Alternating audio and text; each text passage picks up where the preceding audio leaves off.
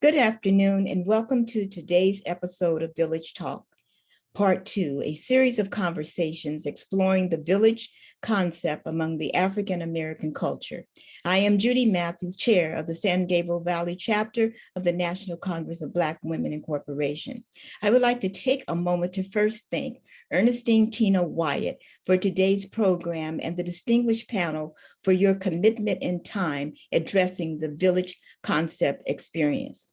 The National Congress of Black Women Incorporation is a nonprofit organization which serves as a nonpartisan voice of advocacy on issues affecting the appointment of women at all levels of government, with a goal to increase the participation of women of color in the educational, political, economic, and social arenas.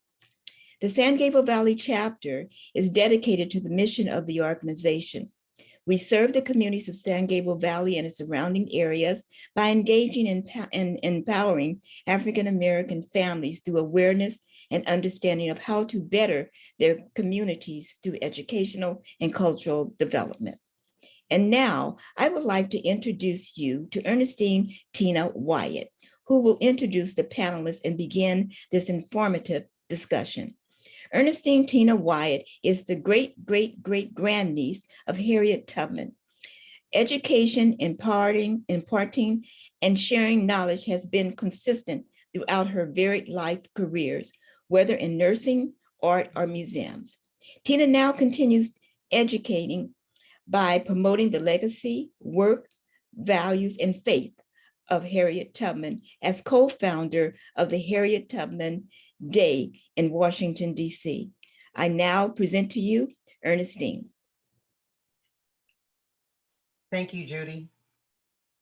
Greetings to all who are presenting, attending, and participating in our Village Talk Series 2, What the Village Looks Like Today. We had our inaugural and the first of 3 installments in our series of Village Talks on February 27th, educating us on what the village looked like from Africa to the plantations we were enslaved on and the village after the Civil War and on into limited freedom. As African Americans, it is important to know our history and how we were able not only to persevere, but to survive and to learn lessons about what made us weak and strong. I felt something was missing in our communities that I had experienced growing up, something that was an asset, establishing a close, caring, and supportive community where we nurtured one another. And as a part of that nurturing, we held one another accountable for our actions towards one and all. In Village Part 2, you will learn more about our history and the internal and external circumstances that has impacted our environment since emancipation to now. Presenters will share with you how they see the village from their perspective and experience. Hopefully, we will be able to determine where the responsibility lies for what I feel is missing today. Do we bear any responsibility or accountability to one another since desegregation? Can we still have a sense of this type of cultural community, even though we all live in different, diverse areas? Become a participant as we begin this discussion. You will be given an opportunity to weigh in with your opinions and ask questions, letting others know your thoughts on this matter. Now, I would like to introduce the moderator for today's Village Talk Series, Part 2, fellow National Congress of Black Women San Gabriel Valley Chapter member, Pamela Horton. Pamela is an information technologist and IT project manager for the city of Pasadena. Her desire to expand and deepen her passion for spiritual growth opportunities, community engagement, and exploring the glorious process of maturing as a Black woman has led her to current role as first chair for the National Congress of Black Women, San Gabriel Valley Chapter. Today, she will be representing NCBW as our moderator. Pamela. Thank you very much, Tina. It is truly an honor to be here as moderator and just to be part of this Village Voice series. For our returning guest, thank you very much and welcome back for participating in our conversation number 1. We also thank you for inviting others to this conversation so they can get educated. For our new guest, welcome. By the end of this series, I'm sure you are going to be very happy that you were invited and joined us today. For everyone who's here, we really appreciate you spending your Saturday afternoon with us. Today, I have to be very honest, and just like last conversation, Marvel Universe has nothing on Tina in assembling the best champions to guide any of these type of conversations. I'm sure like me over the last few weeks, and especially last week, you pretty much felt like you're on an emotional roller coaster. And maybe those emotions left you feeling, what do you do? What am I experiencing? And as Tina says, how can that village help me? Well, today we have three magnificent panelists to get you there. Now, I'm going to borrow and somewhat semi quote one of our panelists, but what we have with us today, let their words they speak and the art that they open your eyes. They are going to question, educate, and provide a healing outlet to people to let them know about themselves, society at large. Also, to answer the question that Tina just did, where is the village today? The words and images of our three panelists, including Max Parthas, multi-award winning spoken word poet and modern slavery abolitionist, Tribal Raine, an award-winning multi-recorded and published spoken word artist, and Lisa Good, founding director of Urban Grief, a trauma-informed healing communications-based center, are here to answer that question and to open outlets to our growth in today's village. Before we really get into our conversation, we'd like to present a spoken word from Tribal Raine.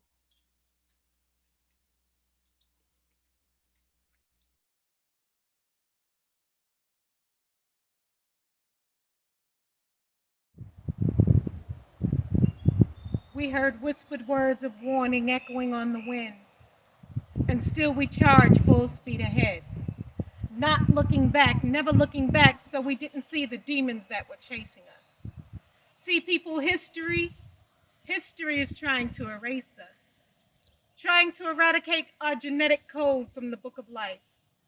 But the melanin in our skin can't be wiped away with an eraser. The breath of life can't be redacted from our lungs.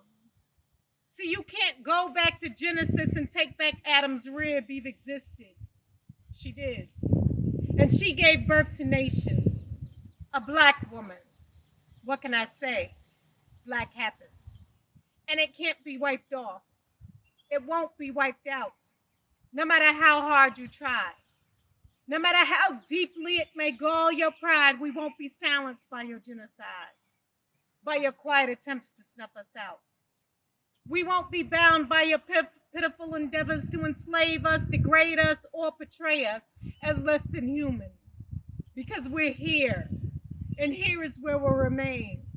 See, we stand tall despite our chains. And these trees right here transplanted onto our backs will not break no matter how many lashes you give.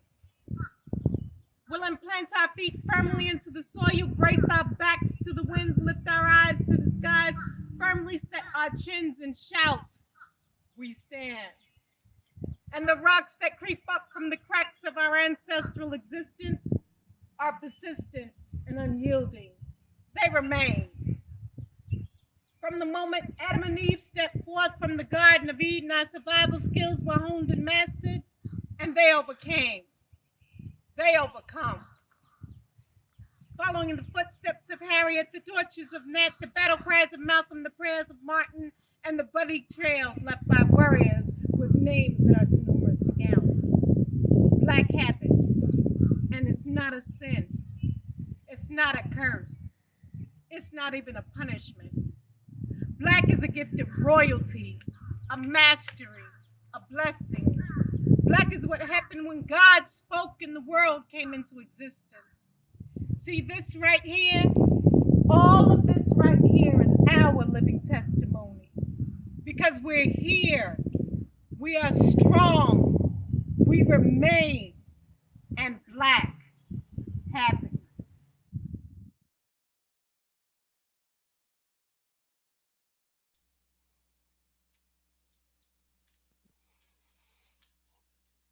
Thank you, Raine. Very, very powerful. what a better way to kick off our conversation. Before we get into it, what I would like to remind our guests, if anyone has any questions while for our question and answer period, please put a Q before your question. That way it'll allow us to be able to know a question from just general chat. So let's get going. I'd like to introduce you to our first panelist team. Max Parthas is a multi-award winning national spoken word poet, and modern slavery abolitionist. He is the acting director of the Paul Kofi Abolitionist Center in Sumter, South Carolina, co-director of the State Operation for Abolish Slavery National Network, and co-host of Abolition Today, a syndicated online weekly radio program with an international audience. Tribal Raine is the co-founder of the Paul Kofi Abolitionist Center, named after her ancestor. She is also a slavery abolitionist and the founder of Prismatic Dreams Publishing with over 100 authors. Like her husband Max, Tribal is also an award-winning, multi-recorded and published spoken word artist. Together in life, art, and social activism for over 34 years, Max and Tribal are collectively known as Maximum Impact Poetry. Please welcome Max and Raine.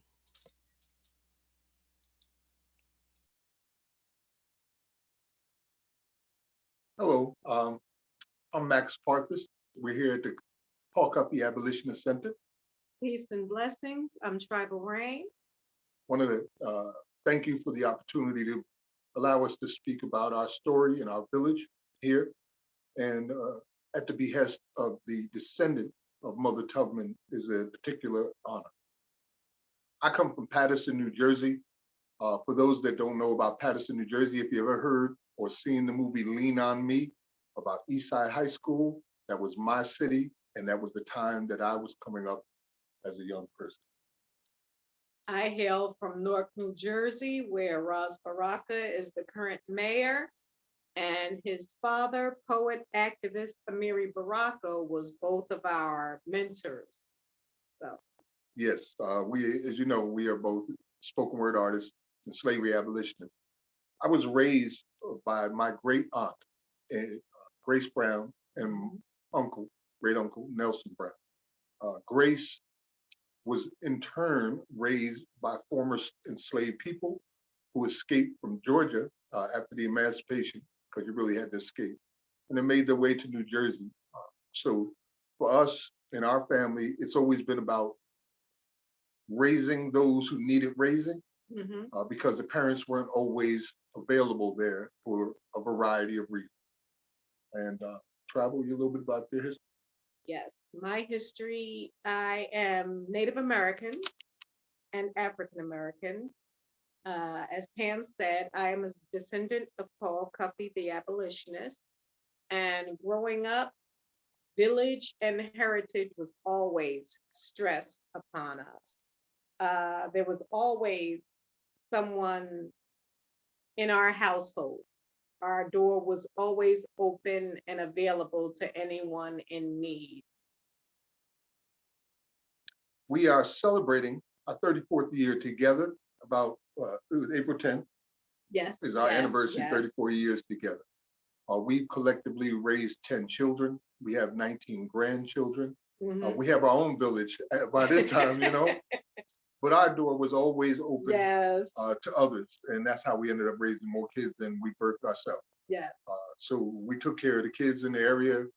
As we were raising our children in this village aspect, we were also helping others to do the same. Yes. In the community that we lived in Paterson, New Jersey, our kids were the first rap family in the history of hip hop music. The youngest at the time was 6 years old and the oldest was 16. They were all brothers and sisters. They did very well across the tri-state area, played all of their music on the main radio programs in New York and New Jersey. They had a little TV show, radio program, and all of that. It was a very powerful moment for them. We as artists have always used art to make change. Yes. And so we did the same thing with our children who were artists as well. And we worked with the education system within our city and state in order to use music to teach. So that's what our kids were doing. It went against a lot of grains. And at one point, it got so bad that they was making a kidnap attempts on our children. Yes. Because we were using music to counter what was happening in the music industry during that period in the 90s, when gangster rap and materialism and all these different things seemed to be the go-to way in order to get your records sold. And we weren't doing that. Our kids were doing something completely different to empower, to enlighten, to educate, and touring the schools and doing it. And they were making a difference. They were making a big difference in the industry for sure, showing that families can be positive. We even walked away from contract at one time, about $30,000, which was big back then. Yeah. But they wanted us to just take two of our boys and have them speak more about drugs and violence and sex in order to get a contract. So we turned all of that down. Yeah. In our community, we did a lot of empowering. Some of the ways I'll give examples was we had a campaign called Keep the Greens Black, where we worked towards recirculating our resources amongst ourselves in our community. Patterson at that time was a majority Black community. To help get that done, we also helped to create over 50 new businesses in the city of Patterson. As a family, we did that. Yes. My wife would help them get tax ID numbers, help them get businesses licenses. My sons was helping them to find grants and loans. We were helping them to get locations for their businesses. Mortgages. So mortgages, all the things that they needed in order to empower our people. And we even worked with communication that not just empowered them, but protected them as well. Back in that time, there was no such thing as cell phone. Yes. You had pagers, and the newest thing that come out was called Pocket Talk Pagers by Connexus. And so we sat down with the corporation of Connexus and explained to them that we'd like to use these as examples of how we can empower an entire community. And they gave us several hundred of these Pocket Talk Pagers, and we distributed amongst our people. So whenever the police would show up to harass them, all they had to do was press a button, and an instant recording, live recording, would go out to several hundred Everyone in the area heard what was going on. Immediately, right? Immediately, as it was occurring. There was a lot of corruption going on in the city of Patterson at that time. They had just built this new Passaic County jail, which was for profit basically. Crack cocaine had been introduced and was really destroying our community, and jobs had been taken and sent overseas for slave labor.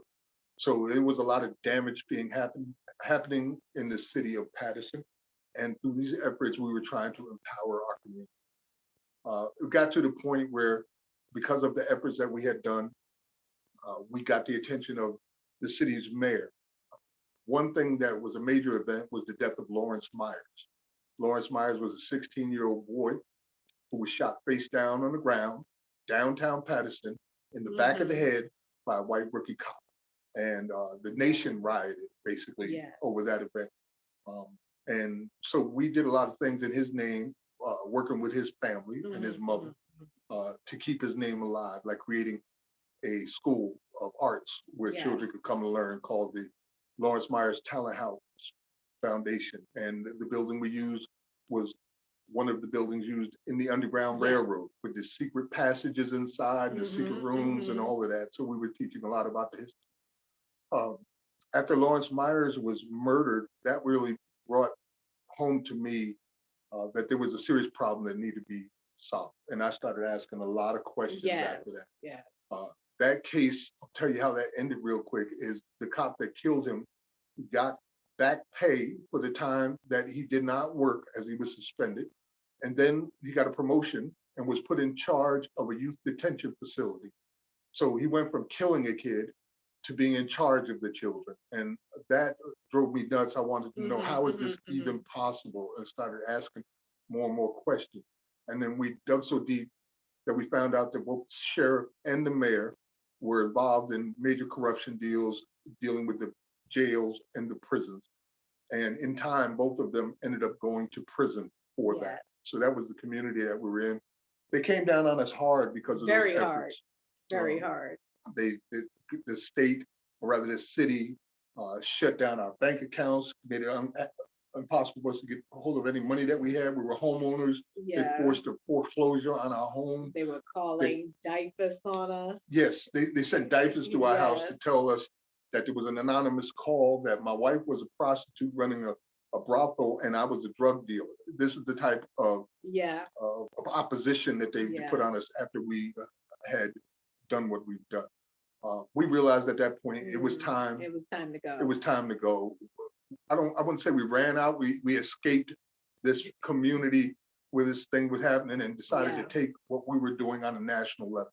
And we went to South Carolina. Yep. So that we could add our faces to the majority that we were trying to build here of African Americans. You know, We knew what was happening wasn't condensed and just tied to our small town of Patterson. It was going on worldwide. So we had to take what we were doing worldwide.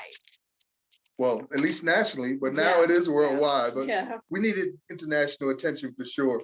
So we moved to South Carolina in our escape from Jersey. We got here with a pot, a spoon, a pillow, a yeah. bag of clothes, and And $50. $50 in our We went from pocket. homeowners to having just that little bit to start Yeah. all over again. And we did. We had an apartment that we started with that was empty. And when we got here, the village looked out for us, just like Yes. we had always done. We got involved with the church here who told us, look, whatever furniture you need, we've got a couple warehouses, just come on and get it.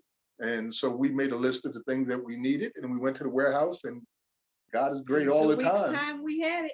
Everything we wanted on our list was right there at the warehouse as if, you know, it was a gift. And that was how we got started here in South Carolina. One of the first things that we started to do in South Carolina was to rebuild the community, to rebuild that village sense. So as poets, we started organizing events, Yes. virtual and live events. So we started a show called The Session Live, which ran here in Columbia, South Carolina for 7 years. It eventually was awarded the best spoken word show in America through the National Poetry Association.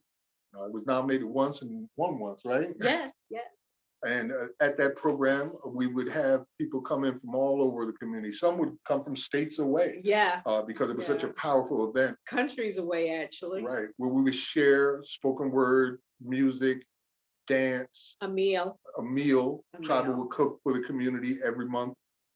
And we would also educate them at the same time, not only about history, but current events. Yeah. So it was a wonderful community that we built here in South Carolina. And as these things were going on, I kept asking the questions about how could Lawrence Myers have been murdered the way he was, and they got away with it the way that they did. And I didn't really understand until I heard Angela Davis one day say that the 13th Amendment allows for legalized slavery, that there's an exception clause in the 13th Amendment, which says that slavery is abolished in the United States and all its territories, except for prisoners duly convicted. And when I heard that, it clicked like a light switch. Everything fell into place and I understood. Like many people, I had never read the 13th Amendment. I just assumed that it did what they said it did, that it abolished slavery. That's kind of when we hit the ground running. Yes, once we realized that that was the cause, we began organizing and educating on that specifically. And at one point, we even decided, since all our children were grown and gone, and we were on our own now, that we would dedicate our lives and our arts to this monumental task of ending constitutional slavery in the United States. See, there's a reason we have the largest prison population in the history of humanity on planet Earth. There's a reason that almost 40% of the prison population comes from 4% of the national population being Black men. There's a reason that America cages more Black men than the top 5 populated African nations combined. And that reason is slavery, legalized slavery, just like they had in the antebellum period. But the biggest change that occurred regarding the 13th Amendment was the transfer of ownership. So in the beginning, in antebellum America, the individual could own a person and walk around like they were a pet or a piece of property. But after the 13th Amendment, the individual could no longer own them. Now the state owned people, and hence you became property of the state, as was solidified in Virginia's Supreme Court ruling that prisoners are slaves of the state. And so we know that after the 13th Amendment, they began with convict leasing, they began with chain gangs, the black codes, pig laws, all of these things to criminalize Black life in order to put them back into cages so that they could work them for free. And they would work them to death, as the book Slavery by Another Name and the film explains in detail, work them to death. So that's about when we started the March 4th for Freedom campaign. That was one of the earliest campaign that we began. It was called March 4th for Freedom in honor of my great aunt, Grace, who raised me and was born on March 4th. We began this campaign, which was a precursor for the Occupy movement. They kind of copied what we did. What we did was we put together simultaneous campaigns in cities all across America where people would go down to the police stations, courthouses, the prisons and jails, the detention facilities, and all these different places and protest against legalized slavery. And it was a big success, got a lot of attention. And over the years, it grew and grew more. People started realizing, like I did, like others did, that this 13th Amendment was basically the problem, that it allowed them to hunt us like wild game in the street, and for profit, they would cage us, like Khalif Browder. Khalif Browder, who was incarcerated in New York, in order to incarcerate him for one single year, New York taxpayers pay $350,000 a year. That's not the cost of incarceration, that's a bounty on your children's heads. And so other organizations got on board, like Jailhouse Lawyers Speak, like the Free Alabama Movement, and many more, Millions for Prisoners Human Rights March. They started organizing prison labor work strikes across the country. In 2017, prisoners in 24 states stopped working, and it sent America crazy. It was also supported by nations overseas as well. So 24 states had prisoners refusing to work for Black August. At the same time, they organized marches in 17 cities, with the main march being in Washington, D.C. at Freedom Plaza. And at that, Millions for Prisoners Human Rights March. And at that point, many prominent speakers explained right there across from the White House at Freedom Plaza what the problem was. People like we had MOVE, the members of MOVE. Pam Africa was there as a speaker. Brother King was there, who had spent over 30 years. Central Park 5. Yusuf from the Central Park 5 was their speaker. Mumia called in from prison and spoke. It was gaining so much momentum, and people were starting to understand so clearly now. And that was very much a culmination of that. At that point, we met at the church, all the abolitionists, right? We gathered as slavery abolitionists, not reformists, as slavery abolitionists. And there were a couple hundred of us there at the church, this historical Black church in Washington, D.C., down the street from Frederick Douglass's house. And it was an amazing thing to see. And then the next day we had the march and the speeches, which was also hugely powerful.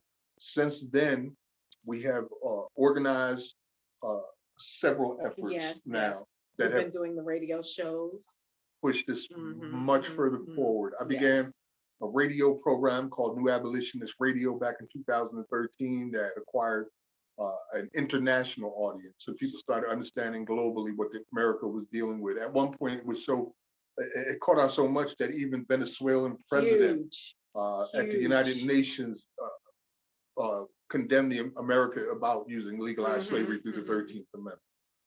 So this radio program went on for about 7 years, and then I got very sick and almost died. For about a year, I was at my deathbed, literally. But when I came back from that, I started another program on my own called Abolition Today, along with co-host Yusuf Hassan, which we do to this day. It's kind of the same format. We consider it a masterclass on slavery abolition, and we include music and poetry. You can find that at abolitiontoday.org. Which currently has the Queen of Benin involved. Not in Abolition Today. She hasn't spoken on that.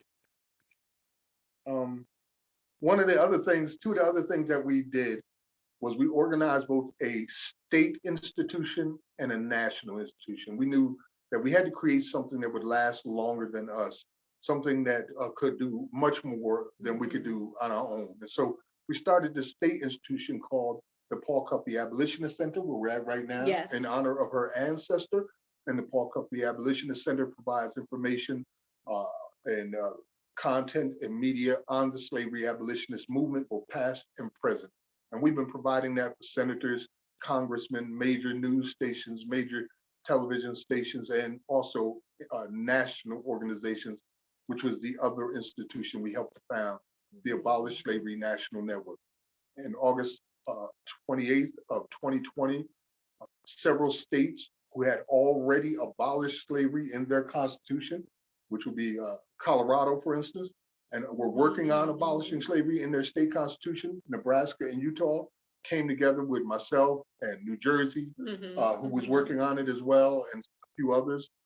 Representative Sandra Hollins out of Utah was a member of that, and we formed the institution there. And our goal is to remove the exception clauses from states that have them in their state constitution. There's 26 of them, including Puerto Rico, and to insert anti-slavery language into states that did not have any exception clause and fell under the auspices of the 13th Amendment.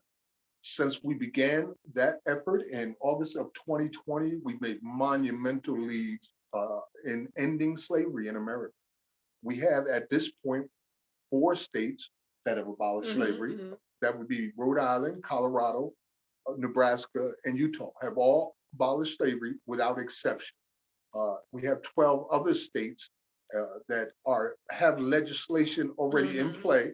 The only thing is to get it through the different committees and houses so we can vote on it in 2021 or 2022 to remove slavery from their state constitution.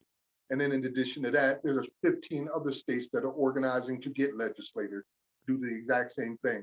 So we're talking about 30 states in the United States of America right now that are involved in slavery abolition to end legalized slavery in their state.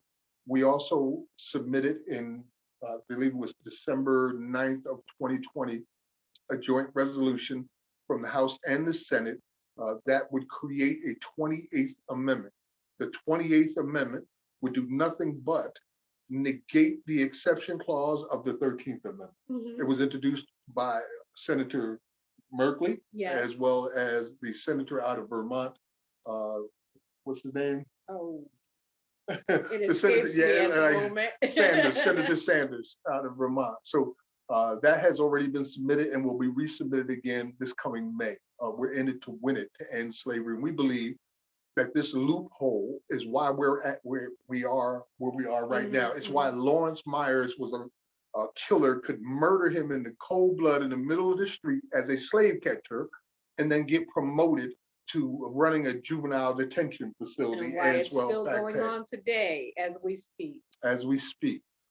Prisons are very much for profit. Policing is very much for profit. The courts have become a for-profit industries that violate our constitutional rights every day. Rampant violations. At this point, 95% of all cases that are tried in court on federal level and in a plea bargain.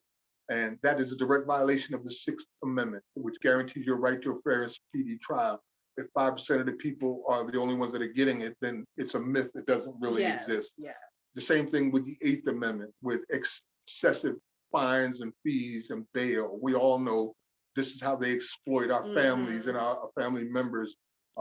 Nearly 90% of the people sitting in jails are there because they can't afford the bail to get out, which means that if you're rich and guilty, you are better off than if you're poor and innocent. And as Brother Stevens says about that.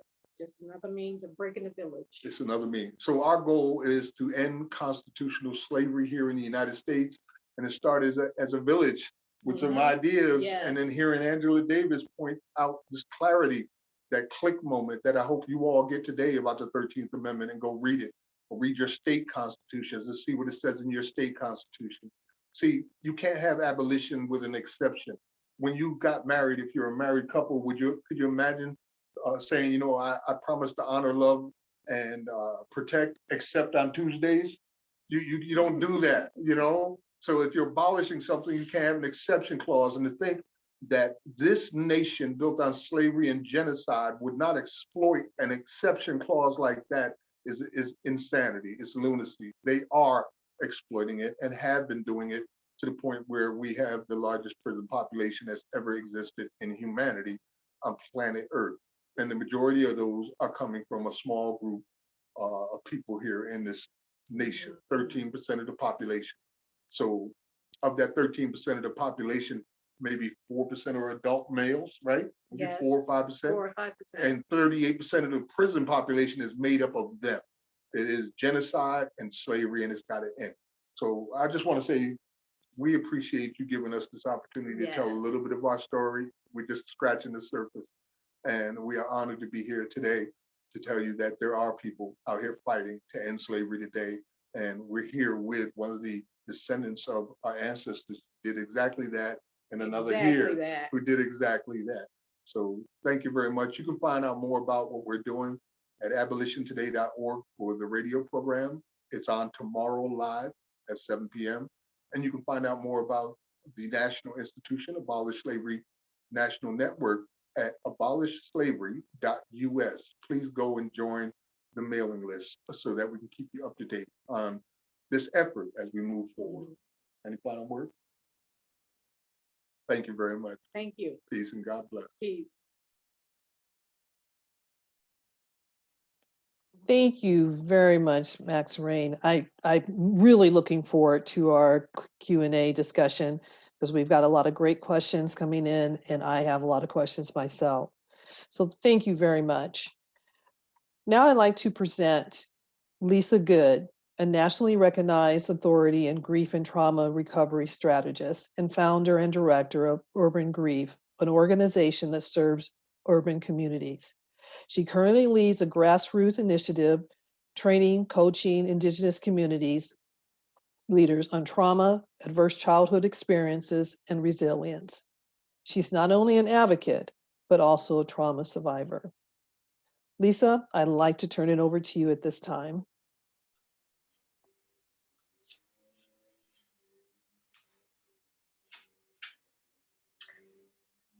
Great. It's so good to be here with all of you on today. And so I would like to talk a little bit about where the village is now and how we got there. And I want to focus on a couple, just 3 areas that I believe are close, close to my heart because of the work that I do. And so Urban Grief is a grassroots community-based organization that I started in 2001 in response to what I saw as the unmet needs of trauma and grief that really stemmed from not just community violence or gun violence, but also it stemmed from the disparate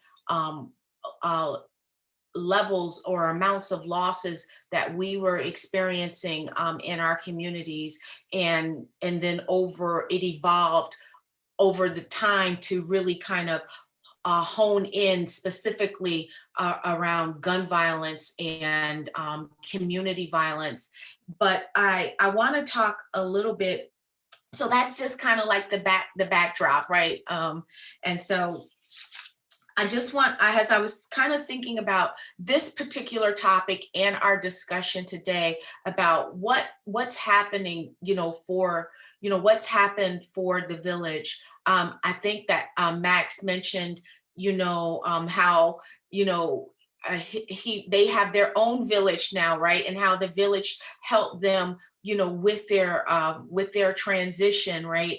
And that reminds me of the necessity of the village that's external, but also the village that we create has family within our individual family systems, and how that village expands out into the community, and how we send our children and our grandchildren out into the world. So, and that just kind of stuck with me, and I didn't want to lose that particular thought, because I want to come back to that. I'm going to come back around to that. So when I think about the village and how we got here, I think the first thing that I have to acknowledge is the sense of sadness that I have about what is missing, about what we are missing, and what my children and grandchildren currently don't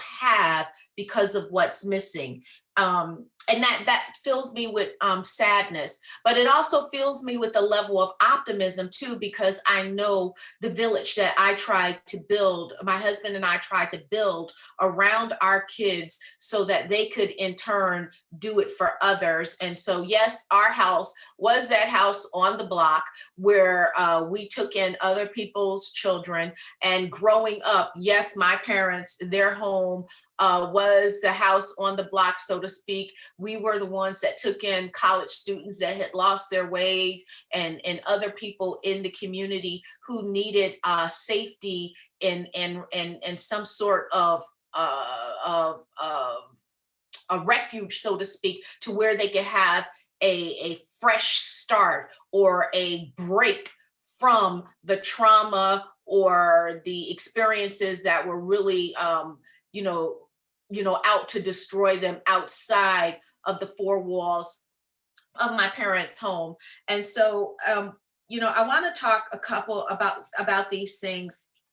And I just made a few notes because I want to go off on a tangent. So I asked myself, what are some of the sources of our grief or of this disconnect? The first thing that I want to highlight is Big Mama and them are gone. That's what I wrote. Big Mama and them are gone.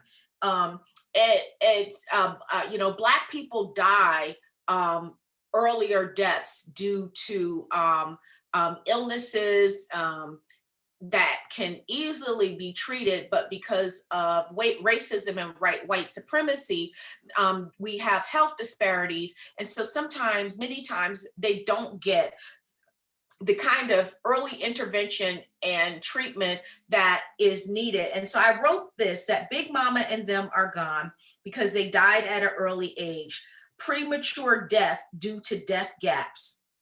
And so, there is the death gap is that space, that amount of time between the highest life expectancy and the lowest life expectancy. And so within our communities, the life expectancy for us is, between those groups of people that have the highest life expectancy is about 30 to 35 years. That is a substantial gap, right?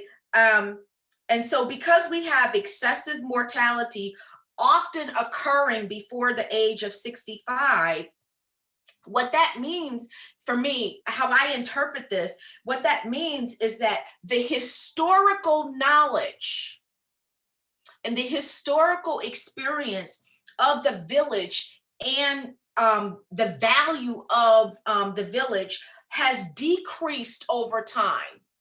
That it's decreased over time. And so you can have groups of generationally, because of this death gap, which, and COVID has just amplified this on a whole new level. But, what really stands out and what I want you to take away and remember is that, the historical knowledge, right? And the experience of growing up in that village. My grandparents migrated from, actually, I'm from Sumter, South Carolina, and from Jacksonville, Florida, but mainly South Carolina. And I remember, in our neighborhood, all of the family, like my grandparents lived here, my great aunt lived up the block, her sister lived across the street, right? And I remember that was how they created the village, right? And there was a sharing of resources, but not only was there a sharing of resources that included space, right? Living space, but it also included goods, right? and services, right? I babysit your kids, you babysit mine. You need sugar, I got sugar. Next week I might need flour and you may have flour, okay? That kind of thing. So it created this opportunity where there was this exchange of goods. There was the availability of space during times of need and crisis, but also there was emotional support, right? There was emotional support. We had each other. I don't ever growing up remember a single time where there was a death or some other tragedy where we looked or to outside sources to take care of us. And so, you know, when I look at what my children have who are in their 30s, you know, they look to outside sources. We have a village, but they look to outside sources. So part of what we have now is there is this absence of knowledge around the historical value of the village. And we do see a resurgence of it through organizing, and we'll get into that later. But that's one thing, is that Big Mama and them are gone. And with Big Mama and them being gone, that historical knowledge, lived experience that is transmitted to others, and that modeling that comes with that is missing. The second thing that I think I identify as being disruptive to the village, and what I wrote was a disruption of family and community during the crack epidemic and the disparate targeting of Black communities by repressive drug policies, which removed removed as in the past and continue to remove Black men from the community. And so, you know, when Max is talking about, you know, the numbers of people who are incarcerated, right? And how we make up only a certain percentage of the population, but we're overrepresented in prison and jail and detention populations. That's disruption, right? That's disruption. And so for me, I worked 20 plus years in the field of addiction, primarily with Black men and Black women. And what I saw over and over and over and over again was how the experience of addiction and the experience of incarceration with no remedy or regard for the trauma or the you know, the actual experience of addiction, with no regard for family, that families were literally torn apart during this time period. And so when I look at those men and those women that I worked with at that time, like in the early 90s into the early 2000s, and then I look at their children who were coming to see them in jail or coming to see them within treatment facilities, and I look at their children, and I look at their children's children, or whatever the case may be, you see the impact, the disruption has caused a lot of harm, right? And so consequently, you know, I had a young man tell me, he was like, well, you know, I didn't expect my dad to be there because he was in prison. But my mom, she wasn't there either because she was using, right? And so I had to, at an early age, learn how to do this or do that and do this. And so I had siblings. So therefore, nobody was going to feed us. So I had to go out in these streets and make it happen. All right, make it happen. So Big Mama and them are gone. We have this disruption of family and community due to, and I specify the crack epidemic because crack was like the first drug that really took down the Black women in our communities in a lot of ways. So even if Big Mama was here, right, she's here, but there's some traditions around village and kinship care and connection that get passed on, right? So even if Big Mama is gone, then this person here, they have that shared knowledge and that experience, and that gets transmitted. But also there's a disruption that comes, because now when crack came on the scene, you had people that didn't normally experiment or do drugs, now trying something new, and it kind of took them out. And so going back to that young man that I mentioned, right, has an example, so he's out there kind of making it on his own. And so when we look at the role of poverty and oppression, and state-sanctioned violence, and the overflow of the illegal or illicit economy, right, that positioned us in a lot of ways to experience unprecedented violence.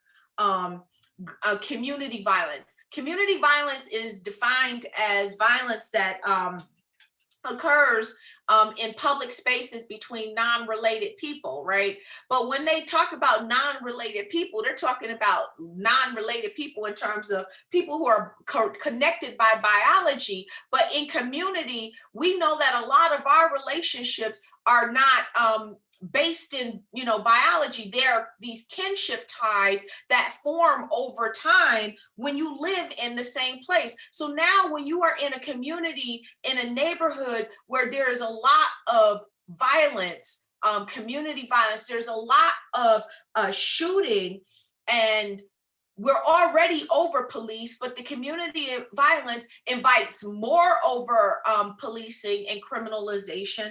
What starts to happen is that people aren't safe. There is no trust. Okay, remember, mama and them are gone. Some of these other generational connectors people are gone. There's less intergenerational relationships and less respect for the previous generation. So there's this breakdown. But when you are in a neighborhood, in a community where all of these shootings and homicides are occurring, you don't know who to trust. You don't know who to trust. You don't know what is safe and what is not safe. And so consequently, your relationships start to become heavily based on street loyalty, who can protect you, who can keep you safe. And so, a couple things I wrote down about the community violence that's unique is that it happens in public spaces. It happens without warning. The impact is widespread, right? And there's this distrust and sense of betrayal. And so I see that over and over and over and over and over again. And so when it comes to the village, people know that they need the village, right? And they long for that connection. But at the same time, in order to heal, there needs to be some sense of safety, some sense of privacy, some sense of confidentiality.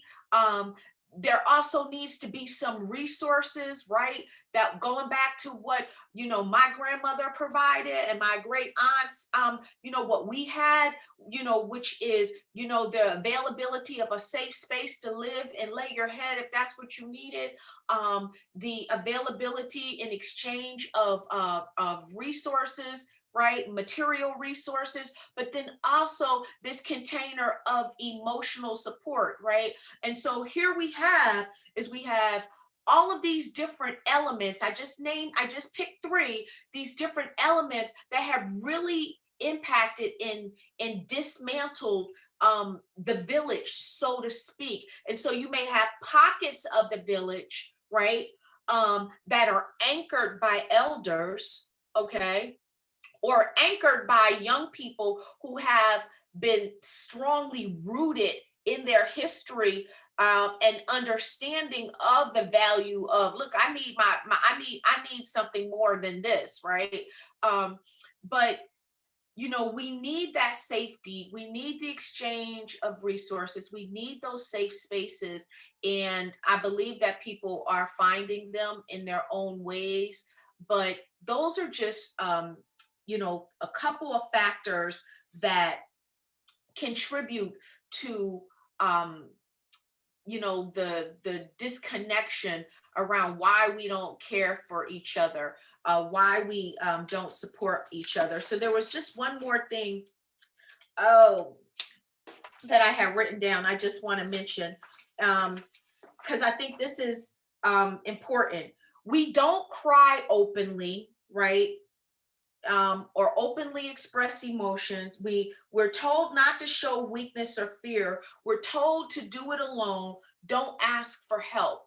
That is the dominant mantra from many people that both men and women, many different people. This is what they say. No, and this kind of goes back to that adage of what happens in my house stays in my house. But when it comes to community violence, incarceration, and addiction, even though it may start in your house, it shows up in community. However, if I'm going to if I'm a villager, so to speak, in the village, among those who are hurting, among those who are grieving, among those who are traumatized, then I gotta have empathy, right? And empathy is attached to sometimes my ability to be moved by another person's situation.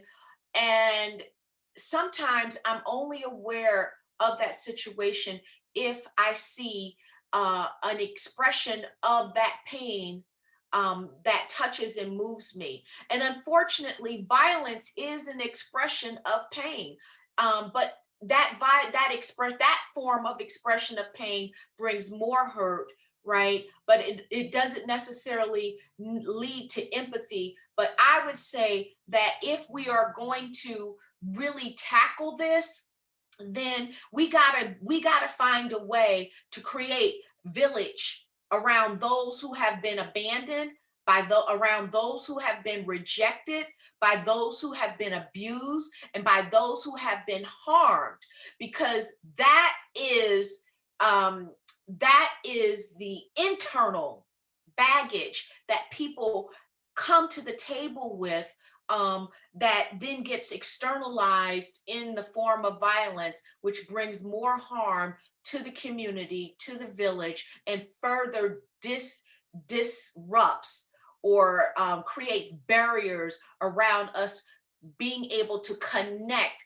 beyond the ha ha ha, rah rah rah, in meaningful ways that facilitate and bring healing. So I believe that we are building connections, but I think that together we can heal, and we have lessons, and we have to elicit those lessons from our elders, transmit that information to our children, and then in our own personal lives be intentional about how to engage with our village, because many of our children don't think they need the village because they've watched us tough it up for so long and present a facade to them that we got here in terms of our emotional and our mental or our spiritual wellness without the village. And the truth is that none of us can make it on our own. We truly do need each other to survive and heal. Thank you. Thank you very much, Tina. Just very thought-provoking. Just again, when we get to the question and answer, and I think this is going to lead our guests to explore a lot of other options.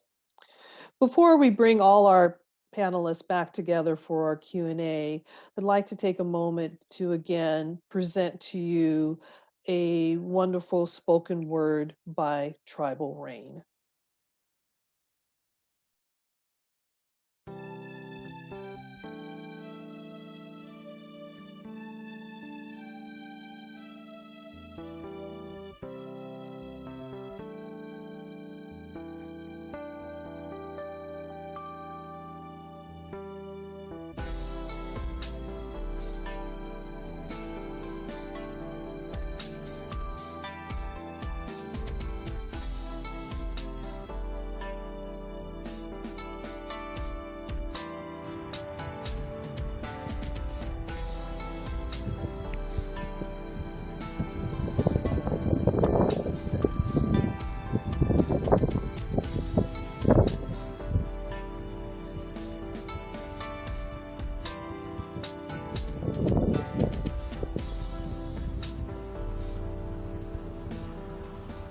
The city is full of mourning mothers, just as in ancient days, wailing with lungs too dry to draw breath. Empty wombed misfits, children torn from their bodies and cast aside like disregarded refuse. Misused, unloved, and forgotten. The city is full of mourning mothers. They wander around lost in a daze, unfazed by the life that continues without them. They hear the long-gone laughter and reach for the outstretched hands that no longer dwell in the land of the living. They shuffle along, haunted by the memories of their lost loved ones, gone too soon. Empty shells of their former selves, they've been placed on shelves in the basements of lost remembrances and labeled damaged goods. Beaten down by the hood and the slave catchers who run it. Told we may never find out who done it, but we all know who pulled the trigger, who fired the gun, who sold them the drugs, or as Will the Real said, who shouted, "Run, nigga, run." Who shot them in the backs of squad cars in dark alleys and on school grounds as they were lying face down, hands cuffed behind their backs. We've all been appraised of the so-called facts. We all know who shot them dead. Men wearing white hoods masked by blue badges, marked for death simply because of the color of their skin. And because of those badges, we'll get screwed once again, and justice will not be served. The city is full of mourning mothers. They know these mean streets that still heart beats and fill up graveyards and prison buildings. This melanin life right here is hard and unyielding. Death stalks your child and mine from the moment they draw breath, so ain't no rest for the weary and downtrodden. The city's mothers are constantly on the run, running from street corner to hospital building, from hospital building to courthouse, from courthouse to funeral home. And don't even mention hope, because all our hope is gone. Our hope drained out into the gutter along with the lifebloods of our fathers and sons, while everyone stood by and became silent witness to murder most foul. And you wonder why we howl out in misery and abject rage? This city is full of mourning mothers, each and every one of them the same. Weary-eyed, empty-armed, broken-hearted silhouettes of their former selves. Arms needing, hands entreating, needing to hold on to their lost loved ones. Gone, but not forgotten. The city is full of mourning mothers. Mothers haunted by the furtive sound of freedom's non-existent ringing.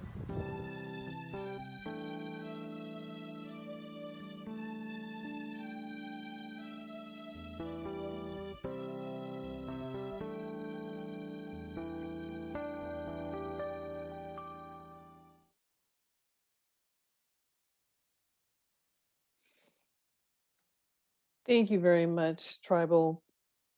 Very emotional.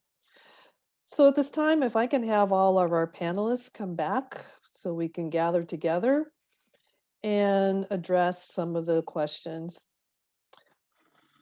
Due to our time limitations, I'm going to keep this pretty good. I just have a few, and then we have just a few that came in from our guest.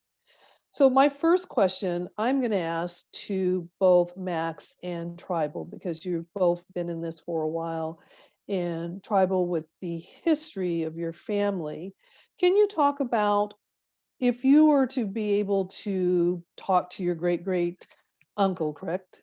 Again, how does the new slavery abolitionists differ, similar to what we've known in our history through the time?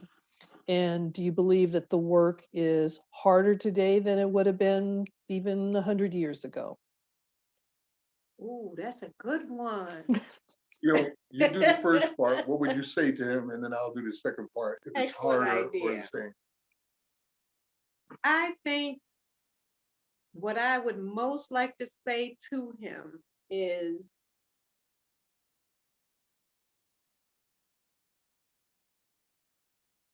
have we lived up to your expectations? Are we any further now than we were back then? Has anything really changed? I mean, sure, we've made advances, but looking back now, the lynchings are pretty much the same. It's just silent genocide right now. And now it's pretty much coming back to the forefront. So has anything really changed in your eyes? Have we lived up to your expectations? Right. And as far as it being harder and different, I listen to the words of the ancestors a lot. On our radio program, we have a segment called Bridging the Gap, and where we Yes. bring our ancestors' words back to life in speeches that people have never heard before since the day they were spoken, because there's a lot of wisdom there. So I listen to these words a lot. And I realize that we are repeating history. What they went through is what we're going through. The same choices they had to make is the same choices we have to make. Same opponent and foe that they were dealing with is the same one we're dealing with. And the brutality is virtually the same as well. In prisons like in Alabama, there is a prison called Tutwiler's Women's Prison. For over 30 years, the women there were being raped by the guards, Yes. forced to do sexual acts in order to get things like toothpaste or women's needs. And it happened for over 30 years. They were having babies by the guards and then forced to have abortions in little shacks that were built on the prison. These are the type of atrocities that are still happening in the United States right now. This is something that, you know, it's hard to hear, but America is the only nation in the world that has virtually more rapes of men than women. And that's because of the prison system. Yeah. That is outrageous, you know? So is it the same? It's the same problem. It's the same people. We're dealing with legalized slavery, and they're getting away with it and doing it right in front of our faces. Whenever they need to fill a prison and get a quota up, or the police need more money, or a city needs more fines, they do the exact same thing they did in 1860. They go out and get themselves some Negroes, and they would solve that problem. And if there's nobody doing any crimes, they create crimes, hence the black codes and the pig laws, vagrancy laws, things like that. In 2017, there were more arrests for simple possession of marijuana than there were all for all of the violent crimes combined, just for simple possession of marijuana. And we know that although we only make up 13% of the population, we make up nearly 40% of the homeless population. We make up nearly half the people who are in poverty. We make up 40% of the prison population. So is the oppression still there? Yes. And just like in the South, where you had legalized slavery, and then in the North, you had convict leasing and the free people, we have that same distinction here now. Over 24 million people go through our prison systems and court systems every single year. Some people never see them at all. And it's usually based on race and class. Is it harder? I don't know. I'll let you know when we end it. When we end it, I'll let you know if it was harder. If I'm still alive at that time, I might be able to tell you the answer to that. But we're losing people. We see people dying every day at the hands of slave catchers. We see them catching people and filling these prison cells with them every single day. We see the atrocities that I mentioned only briefly, some of them. Right now, I got a friend of mine who just got out of prison where he spent 40 years in solitary confinement. That's torture. These are the things we're doing to human beings as we dehumanize them. And we're in violation of international law. According to Section 4, Article 4 of the Declaration of Human Rights, there should be no slavery with no exception. But yet we have that very thing, an exception for it in our federal constitution and our state constitution. So I'll let you know if it's hard when we're done. Well, to add on to that, the question is, what do we as the village? So for us that are not as in depth or in this like you and Raine are, excuse me, Tribal are, what do we do? How do we reach out? Is it us starting at the local level, sending letters? Is it at the higher level? Because when we look at this is profit and control. So anytime there's money and control involved, it's very hard. But for, again, us just here as the audience, what steps, what involvement, just simple things that we can do to push this narrative to better, or this affects our village. So how do we do this? I'm gonna keep it real simple. So these are things that, and it might sound too simple, but it's probably the most important thing you can do. Step one, change your mind. Revolution doesn't start in the street, it starts in your mind when you change it. Change your mind about what it is that you're dealing with. We got people out here talking about police reform. Well, explain to me exactly how you reform slave catching. I need to know. People talking about reforming the criminal justice system. How do you reform slavery? I need to know. See, I don't think of this as something that can be reformed. I view it as a crime against humanity happening to us in real time right now. And you can't reform crimes against humanity. You have to abolish them.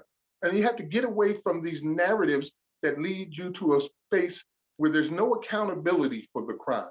So terms like mass incarceration, for example, is a misnomer. There is no such thing as a mass incarceration. What does that even mean? It doesn't point out the race or class-based incarceration rates that are happening. It doesn't talk about the 13th Amendment and slavery being legal in any way. It just implies, or it describes a period in time where from the war on drugs all the way up to the Clinton administration, we saw this rise in incarceration. But before that, it was still slavery. Convict leasing was still slavery. So you saw an increase in slavery. And that's what you saw, especially with the Clinton administration. The Clinton administration introduced what we know now really as for-profit private prisons that are global monstrosities. In 1994, with the Biden-Clinton crime bill, they also launched Wackenhut Corrections Corporation, which was a for-profit private prison. And their IPO went in 4 short years up to 10 times its initial public offering. So their stock went up 10 times in 4 years between 94 and 98. And today they have grown so large that they are a global corporation where one of their subsidiaries is the largest private employer on the entire continent of Africa.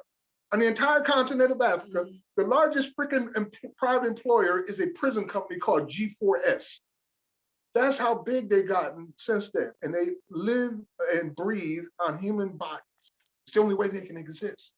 So what do? Change your mind about what you're dealing with. Don't just go with the narrative they provide you. When they say to you, we need police reform, why don't you ask, well, is it possible to reform police? Is that even possible before we assume that it's something we can even do? You know? So the second thing is join our network at abolishslavery.us. Go sign up on the mailing list. We'll give you actionable events on a number of occasions. We need letter writers, we need witness testimony, we need emails and phone calls to get these bills through committee as we end legalized slavery state by state. So we need that kind of support. We also need fiscal support. So if you want to donate, there's a donate button right there. We really could use it as we do the job of our ancestors and end what they didn't get to end. We'll finish that job. Now, what happens after that? What happens after that is really up to us. It's the first time we'll ever be in a nation where slavery isn't legal, and we could have a future that we haven't had before. So it'll take a lot of thinkers to get together to decide where do we go from there. We have plans of our own in the Abolish Slavery National Network. One of those being, we're going to start suing in court for badges and incidents of slavery in states that no longer have an exception to slavery. And whenever we went to court before, they would always use the exception clause and say, look, it says right here in our Constitution, we can use involuntary servitude. You are a slave, we own you. And if you don't have that any longer, that's a whole new world now, legally. So we're going to challenge a lot of that as we go along. So that's the second thing that you can do. And the third is the donate. Thank you. The last thing is follow my work on social media at Max Parthas. We will be posting all of these links in the chat and then follow up for everyone to have it because it is great. Pardon And, my lengthy answers. well, no, I totally appreciate it, totally. So for time, I am going to ask kind of one question of Lisa, but Lisa, I'm going to kind of combine it with one of the questions that came in from the panelists. To me, from one of our guests. And my question was to talk about breaking the cycle, the emotional support cycle, meaning that, we as people want to be strong. We, like you said, we don't want to show weakness. We don't want to reveal any of this inner work.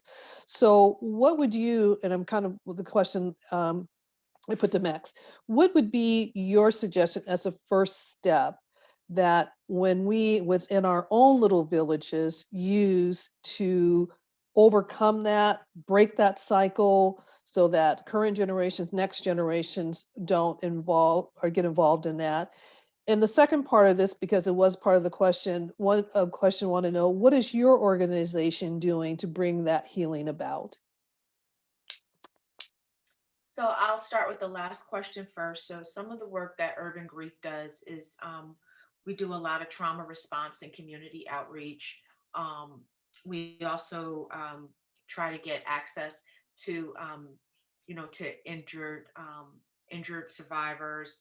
So we do victim advocacy, we do home-based support. We go to wherever people are that have been harmed after violence. And so when we're able to get access to people, we offer them free counseling, any assistance, whether it's material or emotional, we try to offer them that support. We also kind of function in an advocacy role, which is to be a barrier sometimes between them and kind of oppressive institutions.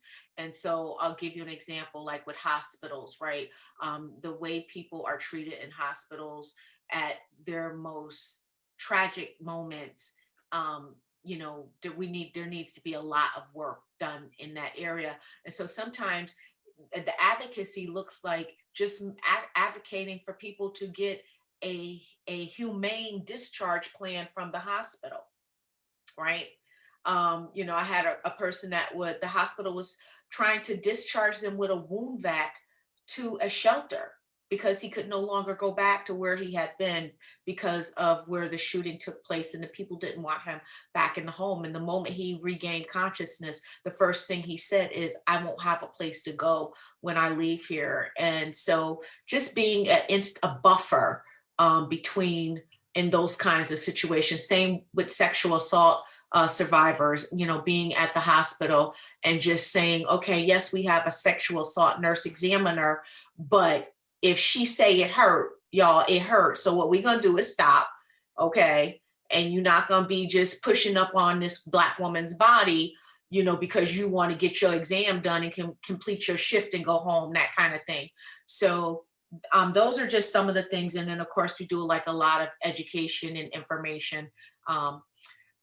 So then going back to the other question, I think that the simplest thing that I could say is acknowledge that we never pause and just acknowledge within our own even family units about the vacancy or the hole that's left by all of these losses, whether the losses come from incarceration, whether the losses come from violence. We just never pause, like whether it comes from, like, I'm gonna say it starts with acknowledging it. We gotta be honest. We gotta be honest. I think part of acknowledging it is just saying, tell people how people died, y'all. Can we do that? Can we just tell people how somebody died so that when I go to the doctor as a 50-plus-year-old woman, I have an accurate health history. I ain't got to know the details, but I at least need to know if my grandma had breast cancer, right? You know, or if all her sisters had breast cancer or something. We need to be honest about how people died and about the depth of the loss. And I think when we start there with just simply acknowledging as opposed to avoidant, and the avoidance leads to this cumulative emotional baggage that gets externalized in really unhealthy ways. That includes overeating. That includes poor financial management. That includes poor relationship interactions. It includes, see, we think about it in the mental health and the emotional space. It includes a spiritual disconnect, right? It includes a foreshortened sense of future where I ain't gonna live long, so I might as well do what I want to do anyway kind of attitude. And all of that's being transmitted generationally. And I think that we have, as elders, we have a responsibility to heal, but we also have to get our kids. And when I say get our kids, I'm talking about the 30-somethings. That's my tribe. Those are the ones that pull up for me, right? We got to get them so that they can get their 10 and 12 and 15 and 13-year-olds. But it starts with us. And when our kids know the real story of our journey holistically, I think then we are on solid ground where we then become that anchor to where we can grab them and pull them through this storm and begin to shelter them and nurture them and help them heal so that they can then go out and help heal others. Thank you very much. There is one additional question that I think is, we're going to go a little over, so I'm just going to let everyone know. But there is one additional question that's here, and I'm going to pose it to both of you, even though originally it was just to Lisa, but I'm going to pose it to our panelists. And if you can give a very quick answer, which I don't think you're going to be able to, but I'm going to ask you to do that. But the question is, what, if any, impact gentrification has on the village? And I'm going to, even though the question was to you, Lisa, I'm going to also ask that of Max and Tribal, because I think that is really important when we look at our village, what is happening in a lot of communities. So if you both or all three want to give a really quick answer, we really appreciate it. The Langoliers. It's a Stephen King movie where as people move forward in reality, some monsters came by and ate it all up. So it was gone. There was nothing left behind you in the past. That's gentrification for the Black community. I grew up in an all Black community, and now it's not an all Black community. Now you'd be hard pressed to find any Black people in that Black community where we own houses and property and everything else. So gentrification destroys the Black community, destroys the village, and replaces it with something completely different for someone else. I diddle that, and it also destroys the social fabric and the cultural uniqueness that is embedded in each different neighborhood across our communities, whether it's food. You know, neighborhoods used to have a certain smell, right? You know, and so, you know, it destroys the social fabric, and it also pushes people into even poorer and worse living living conditions. And lastly, it creates a financial incentive for younger people to actually sell their properties that were passed down to from their grandparents, because again, there's a disconnect between their understanding of the history and what it means and what it meant for a Black family to buy a home in the 1930s or the 1940s or the 1950s. So they don't understand that they're selling off their legacy. So the financial incentive as well. So yeah. Thank you very much. If there's any other questions that we did not get to, we'll be answering those and sending them out. But at this time, I really would like to thank everyone for their thought-provoking questions. And before I turn this back to Lisa, first of all, I really would like to thank our guest very, very much. I will definitely be following all of you because so much to learn and just so much. So I really thank you for your time today. I also thank our viewing guests today. And I hope basically that this leaves everyone with a new sense of power to question, educate, and provide healing outlets for the people you know, for yourself, and for the society at large. So basically, bringing your voice to today's village. So again, thank you, Max, Tribal, and Lisa for your time and sharing everything with us. And again, Tina, I want to send my sincere thanks for allowing me to moderate this event today and wishing great success on Conversation 3 that's coming up. So now back to Tina for our closing. Thank you, Pam. I want to thank Judy Matthews, Chair of NCBW San Gabriel Valley Chapter, and our Zoom manager, Gabrielle Griago. And thank you to you, Pam, our moderator, for the great job you have done today, and to our panelists. Wow, what a lot of information you laid on us, and it's so important. And you know, so many more things that we want to know from you as well. Max Parthas, Tribal Raine, and Lisa Good, you shared so much, you know, your perspective on why we are seeing what we see in our village today. Great job, and thanks to each one of you. I hope you have been enlightened to what is impacting our village community, and understanding that many of these issues have been ongoing since slavery. I've often read about Black codes and Jim Crow laws, followed with discussion about the root of systemic racism and how it must be removed. It is worse than a cancer.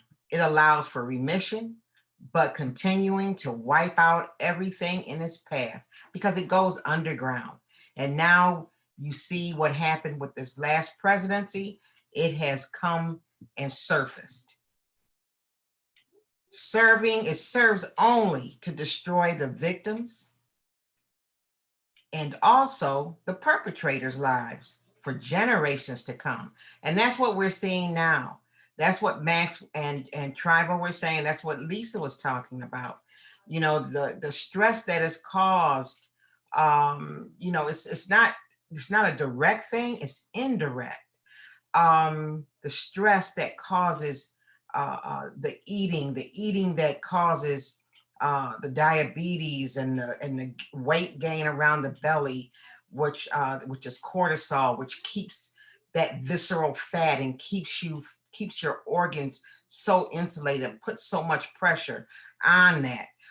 So you're seeing a lot of things, anger and rage that is coming out because it has to go somewhere. It has to go somewhere.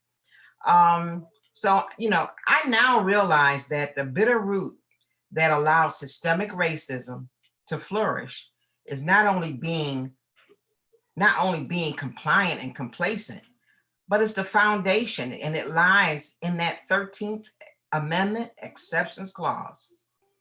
That is something to take home and chew on. Thank you, attendees and participants.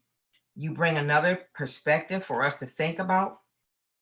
Join us for Village Talk Part 3 on June 19th, which of course is Juneteenth, when the Texas finally accepted the Emancipation Proclamation. Discuss and learn what we can do to change our villages and wipe out the cause and effects of systemic racism in our communities. Thank you.